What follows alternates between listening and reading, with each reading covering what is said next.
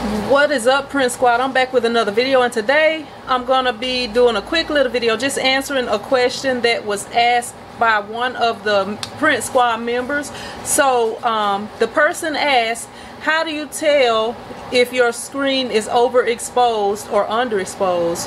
Well, it's a couple of ways to do this. Okay, the first thing, if you have underexposed your screen, when you go into the washout room or the washout booth to wash your screen out, the whole image is going to come out. Like all of the, because it's underexposed, the whole thing is going to wash out. It's not going to leave any emulsion in there. Your whole image is going to be blown out. And another way to tell if it's underexposed is sometimes you can get the image to come out okay, depending on how detailed the image is. Like if it's big block style letters, sometimes you can get it to come out okay even though the screen is underexposed, but it will be like runny. The emulsion will be runny and like sticky feeling, you know, if you touch it. That's two ways that you can tell that it's underexposed or you have not burned your screen for long enough. A way that you can tell that your screen has been overexposed is when you go to wash it out, the image is hard to wash out. Like when you're trying to wash it out, you know, part of it may come out and the rest of the emulsion is like solid, you know, and it won't let the image come out. Another way to tell this overexposed is nothing comes out. Like, you know, you have exposed it so long and you can't wash anything out, and that's like telling you that it's really badly overexposed. So a couple of things you can do to try to figure out your exposure times, because when you're beginning, you know, you have to figure it out in the beginning, because even though I may have the same exposure unit that you have, our exposure times could be different, because, you know, it depends on the temperature that you keep your emulsion in, the temperature that you keep your screens in once you coat them with emulsion, stuff like that.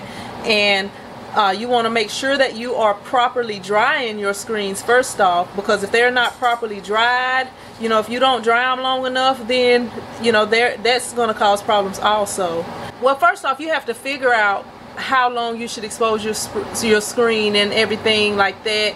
And it depends on the type of emulsion you're using. It depends on your exposure unit, or what, you know, how you're exposing your screen. And one thing that can help you out with trying to figure this out is getting an exposure calculator. And I will try to get one of those and put it up on the screen right here for you guys, so, you know, in case you don't know what that is or you haven't seen it. But you can also check out my video about my registration system, because it actually came from Nevertheless Screen Printing Supplies, and it came with a free exposure calculator. So you can use an exposure calculator and you could do test burns to see how long you should burn your screens. If you don't have an exposure calculator, you can try burning your screen, and if you burn your screen for, say you burn it for 5 minutes and you go and wash your image out and your image will not wash out, then you need to decrease the time. So I would decrease it by a minute, you know, and try to see. And then once it seems like, okay, it's trying to wash out, kind of go down like 30 seconds, you know, or another minute, depending on your results.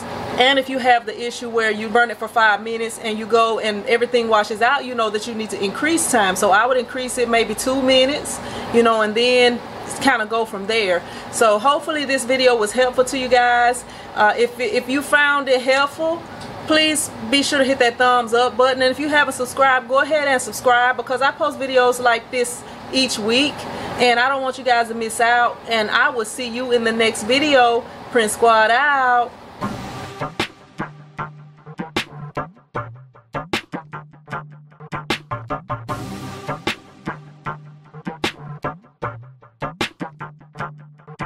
Bye.